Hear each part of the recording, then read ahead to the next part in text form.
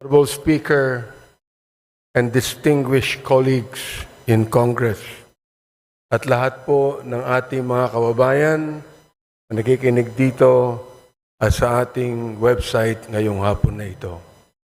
Gusto ko lang pong sabihin unang-una, Mr. Speaker, the time of reckoning has come. Nakalagay po sa Matthew chapter 7 and verse number 2. For with what judgment ye judge, ye shall be judged. And with what measure ye meet, it shall be measured to you again. Kung iniisip po natin na magagawa mo ang gusto mong gawin, na hindi mo sinusunod ang saligang batas, dahil nasa kapangyarihan ka, nais kong sabihin, Mr. Speaker, na matatapos din ang mga bagay na yan at ikaw ay hatulan ng taong bayan. Ito pong House of Representatives ay ang bahay po ng taong bayan. Sapagat tayong lahat ay inelect ng taong bayan upang tayo ay magbusisi ng lahat ng katiwalaang nangyayari sa ating pamahalaan.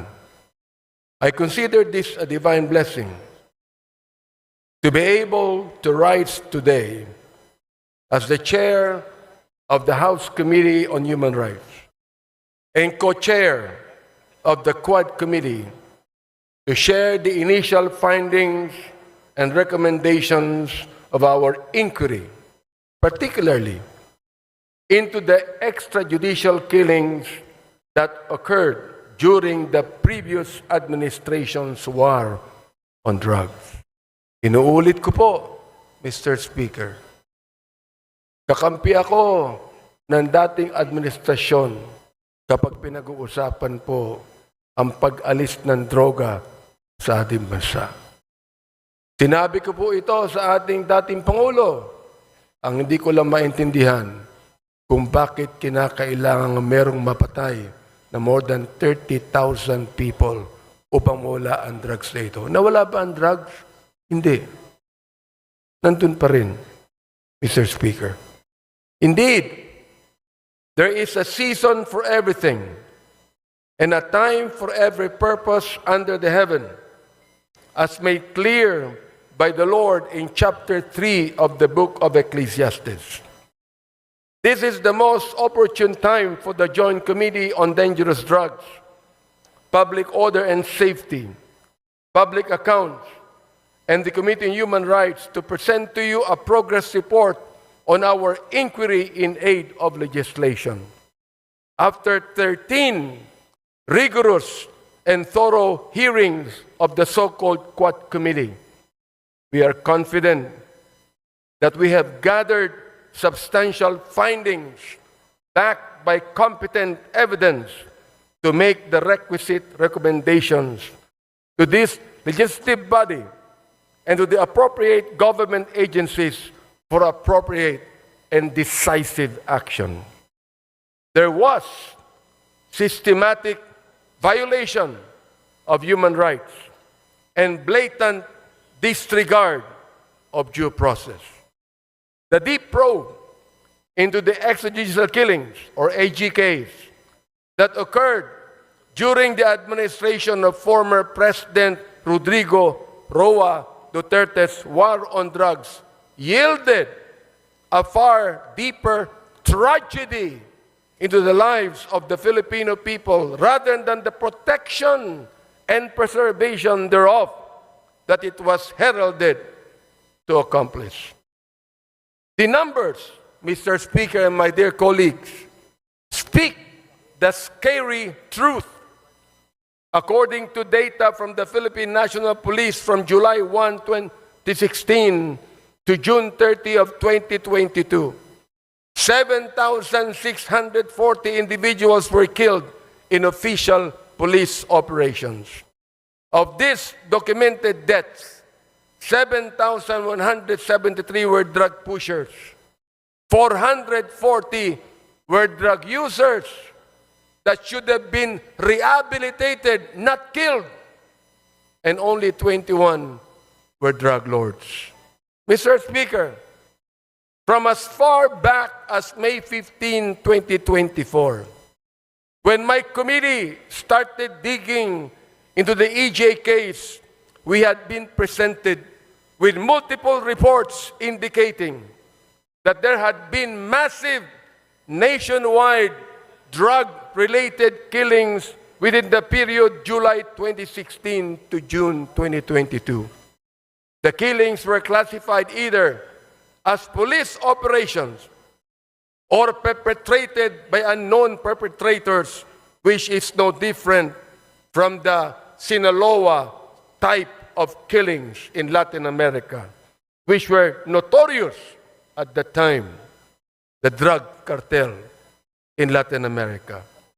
The 2017 year-end accomplishment report of the Duterte administration highlighted as key accomplishments, my dear Speaker, the deaths of 3,967 drug personalities and 16,355 homicide cases under investigation as of 30 September 2017.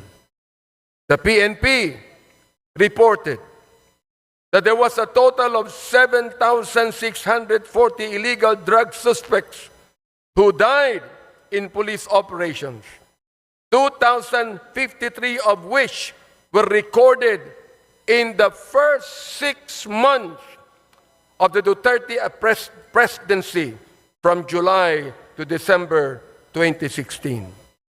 No less than the United Nations Office of the High Commissioner for Human Rights noted that there were at least 8,663 drug-related killings as of February of 2019, while academic research, the HUS Project of the Third World Studies, University of the Philippines, gathered around 5,348 recorded deaths.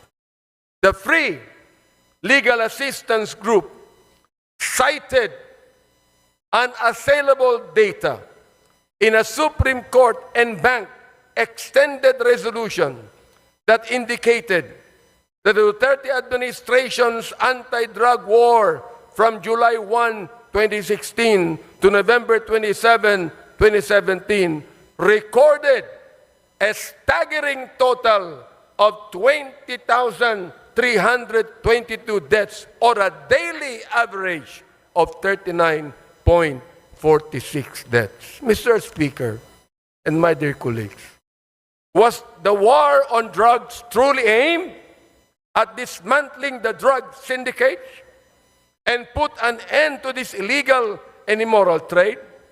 Or was it an all-out assault on the poor and vulnerable to cover up the former? Gusto ba talaga nitong durugin ang mga drug lords at ang illegal drug industry? O durugin lamang ang mga mahihirap upang pagtakpan ang mga may kinalaman o kaugnayan sa problemang ito? Clearly, the war on drugs, while touted as the formidable solution to the country's drug menace, had resulted in the systematic violations of our constitutional rights to life, human dignity, and due process. Ang sagradong buhay na tanging bigay ng poong may kapal ay hindi kailanman dapat pawiin ng sinuman. Ang sabi po ng Diyos, "Thou shalt not kill." But the war on drugs resonated a policy of kill, kill, kill. As the former president has always said, shoot them dead. The role of leadership in a culture of impunity. How did we get here? Paano ito nangyari? One cannot look at all the evidence and not come to this credible and undeniable conclusion that former President Rodrigo Roa Duterte's public pronouncements encouraged, facilitated, and normalized the killings and emboldened some of our policemen who are supposed to be the protectors of the people to carry out the same. His release of unverified narco lists further exacerbated the violence as individuals were targeted based on flawed, inconsistent, and malicious information. Isa sa mga biktima nito, si former Iloilo City Mayor Jed Patrick Mabilog. In 2014, then Major Mabilog was named as I quote, top 5 best and outstanding mayors in the world. In the 2014 World Mayor Awards, mula sa short list ng best mayors in the world na isama sa drug list ni Pangulong Duterte, nasira ang pangalan ni Mayor Mabilog. He was forced to relocate himself and his family to a foreign land, and he was threatened with death, all because of unverified, unreliable list. We discovered, Mr. Speaker and my dear colleagues, that the previous administration's war on drugs was fueled by a perverse reward system that incentivized extrajudicial killings under what we now know as the Davao model. Ano ang Davao model? Under this system, police officers were given monetary rewards for killing drug suspects, transforming the duty of law enforcement from a system driven by justice into a system driven by bounties. Testimonies from Police Lieutenant Colonel Jovi Espinido, Police Colonel Ruyima Garma, and other officials confirm the existence of this system. Malinaw ang testimonya nila. Salapi ng sagradong buhay, Mr. Speaker.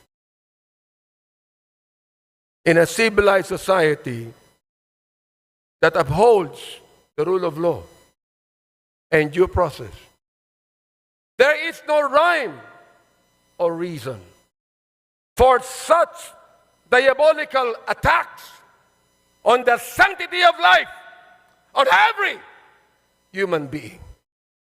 But it was President Duterte himself who provided the legal cover for those killings. The narrative of nanlaban or fought back became the legal justification for these operations, as PRRD himself encouraged officers to provoke suspects into resisting arrest, which was he admitted in one of the hearings conducted, providing legal cover for the use of lethal force. That's the reason why I even asked the question to our former president, was your policy a personal policy, or was it based upon the Constitution? There was a grand conspiracy. In the course of our hearings, we exposed disturbing cases where killings were carried out for monetary rewards or as part of orchestrated operations. First, the 3 Chinese nationals and convicted drug lords, Chu Kin-tung, Li Lanyang, and Wong Mengpin, were killed under orders for a payment of 1 million pesos per person. During our hearings, person deprived of liberty, Leopoldo Tan, testified that former President Duterte personally congratulated officials involved, saying, and I quote, "Congrats, Superintendent Padilla, job well done." Pero grabe yung ginawang dinuguan. End of quote. Alam ko, ibabas na naman ako na ma-DDS pagkatapos nito. Gusto kong makinig kayong lahat. Alamin nyo nung muna ang batas. Bago nyo kami murahin, bago nyo kami latiin, alamin nyo muna ang batas. Sapagkat dito po, sa house na ito, ay pinaglalaban namin hindi lamang ang katuwiran ng bawat tao, kundi ang tinatawag nating sanctity of life. Second, the assassination of Police General Wesley Barayuga, na binanggit na ng aming chairman. Witnesses testified that Barayuga was killed under instructions from police officials with a reward of 300,000 pesos given for his murder. Police Colonel Grijaldo, na kinontempo namin sa aming last Quadcom hearing. Nandito po siya ngayon. Maaaring narinig niya. Anong ginawa niya nung siya ang Chief of Police ng Mandaluyong City? Nang general na ito ay pinatay doon sa Mandaluyong, walang police report, walang investigation report, walang ginawa ang Chief of Police na ito. Siya ba'y tinanggal sa pagiging Chief of Police? Hindi, mga kaibigan. Samantalang yan palagi ang SOP ng Philippine National Police. We heard testimony that revealed that police officers had killed quotas and were rewarded for complying with them. Police Lieutenant Colonel Espinido detailed that a 20,000 peso reward was paid per kill. Yan po ang kanyang statement. Our investigation also unearthed cases where the drug war served as a tool to eliminate competition among drug syndicates. Witnesses such as Mr. Kerwin Espinosa and former police officials SPO3 Artunio Las Cañas and Police Colonel Eduardo Acerto revealed the dark reality of a policy that prioritized kill, kill, kill over jail, jail, jail. Mr. Speaker, more data revealed how every effort was made to ensure that those involved in these killings were spared from the consequences of their actions. Of the over 8,351 deaths, the PNP's Internal Affairs Service reported that 99.17% of cases resulted in the exoneration of police officers. Just imagine. Of the 32,803 policemen charged for operations, only 30 were dismissed. These numbers expose a justice system that failed the victims and their families. Out of all this bloodshed, ano naman ang naging impact sa paggamit ng droga? Mr. Speaker, the Dangerous Drugs Board admitted that the drug war resulted in only a slight decline in drug use. The figure of 4 million drug users that former President Duterte cited at the start of his term had no verified basis. Sinabi pa niya na itong si Adolf Hitler pumatay ng 3 milyon ng mga Hudyo. Mali pa ang sinabi niya. 6 million po ang napatay niya. Kaya dapat patayin ang 3 milyon ng mga drug pushers. Ganun po ba ang dapat katuwiran ng isang Pangulo ng isang democratic country? Hindi po tayo terorista. Hindi tayo komunista. Hindi tayo diktadorya. Tayo po ay demokrasya. Mr. Speaker, as a result of this hearing, we filed House Bill number 10986, an act classifying and penalizing extrajudicial killings as a heinous crime, providing reparation for the victims, and strengthening the mechanism for its prevention. This bill, otherwise known as the Anti-Extrajudicial Killing Act, defines extrajudicial killing as any killing other than that imposed by the state pursuant to the provisions of the Constitution on heinous crimes, or a deliberate and arbitrary killing of any person not authorized by a previous judgment pronounced by a competent court, committed by a public officer, personal authority, agent of a personal authority, or any person who is acting under the actual or apparent authority of the state. Under this measure, extrajudicial killing is classified as a heinous crime, punishable by life imprisonment. Monetary reparation between 250,000 pesos to 500,000 pesos, as well as a non-monetary reparation, will be granted to victims and their families to be determined by the Extrajudicial Killing Claims Board proposed under the bill. Sana po maging batas na po ito. Next, we recommend the passage of a death in custody or under Police Operations Act. This will institutionalize official recording and reporting of deaths during police operations in custody with mandatory annual reports as submitted to Congress, DOJ, and the CHR. The establishment of a national interagency investigative body, an independent agency tasked to investigate EJKs and the other human rights abuses committed by state and non-state actors.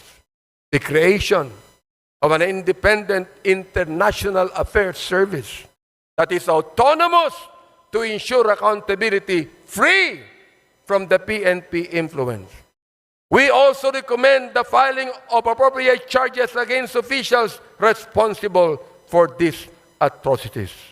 We recommend that cases be filed under Section 6, Crimes Against Humanity, under the International Humanitarian Law, Republic Act 9851, against former President Rodrigo Roa Duterte, Senator Ronald Bato de la Rosa, former PNP Chief Oscar David Albayalde, and former PNP Chief De Bolsinas, among others. We also recommend reparations for victims of EJKs, strengthening the Commission on Human Rights, and enacting prevention measures to ensure that none of these horrendous abuses to human rights will ever happen again. Mga kababayan, as stewards of justice and as the representatives of our people, it is our moral and sacred duty to hold the perpetrators accountable and to uphold the value of every human life. Nais ko sang sabihin sa inyo na ang distrito ko po ay drug-free. Pero walang napatay. Kahit isa. Pwede naman pala eh. Pwede naman pala na ang isang syudad, ang isang bayan, ang isang distrito, pwedeng mawala ang drugs na hindi mo kinakailangan pumatay. Mga kaibigan, my dear speaker, my dear colleagues, I know that this is a season of giving, love, and forgiveness. And may this also be a season of healing, but never giving up on justice and truth. Maraming salamat po at maligayang Pasko sa inyong lahat.